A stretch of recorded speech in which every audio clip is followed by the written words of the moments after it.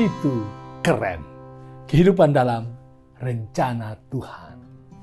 5, 4, 3, 2, 1, go!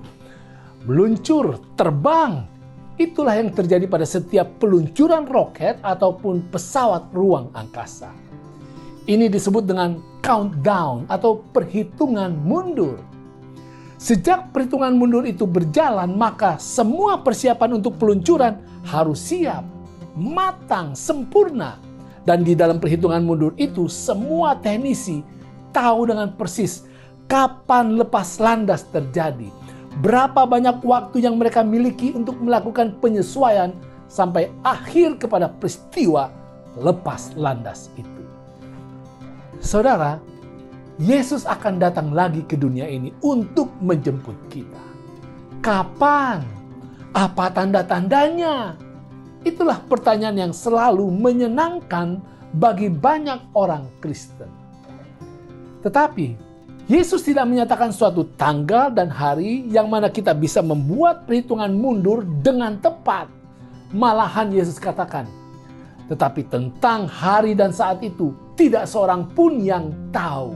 Malaikat-malaikat di surga tidak, dan anak pun tidak, hanya Bapa sendiri. Untuk membuat persiapan kepada kedatangannya, Yesus memang tegaskan bahwa kita harus waspada kepada dua jenis bencana. Pertama, ada bencana dunia. Tentang hal ini Yesus katakan bahwa akan ada kekacauan agama, peperangan, kelaparan, dan gempa bumi. Itu semua sedang terjadi, bukan? Ditambah lagi penyakit sampar yang merajalela. Nah, saudara, ini adalah bagian daripada countdown menuju hari penjemputan, di mana Yesus akan datang dengan malaikat-malaikatnya. Tetapi perhatikan baik-baik. Tentang bencana dunia ini, Yesus katakan, namun, di dalam Matius 24 ayat yang ke-6, namun berawas-awaslah, jangan kamu gelisah, sebab semuanya itu harus terjadi. Tetapi itu belum kesudahannya. Di dalam ayat yang ke-8, Yesus juga berkata, akan tetapi semuanya itu barulah permulaan penderitaan menjelang zaman baru. Artinya, jangan terlalu risau dengan bencana dunia. Itu menyusahkan. Tetapi masih ada hal lain yang lebih menyusahkan. Mulai di ayat yang ke-9, Yesus berkata, pada waktu itu kamu akan diserahkan supaya disiksa. Dan kamu akan dibunuh dan akan dibenci semua bangsa oleh karena namaku.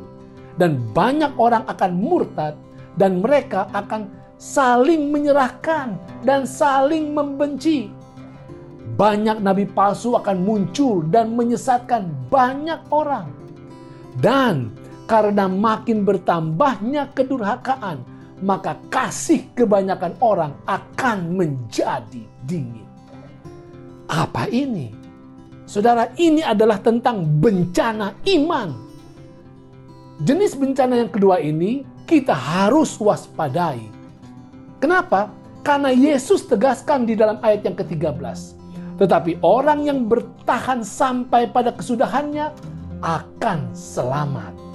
Artinya, bencana iman akan membuat kita untuk tidak bertahan di dalam Yesus. Serangan terhadap iman kita kepada Yesus akan sangat besar.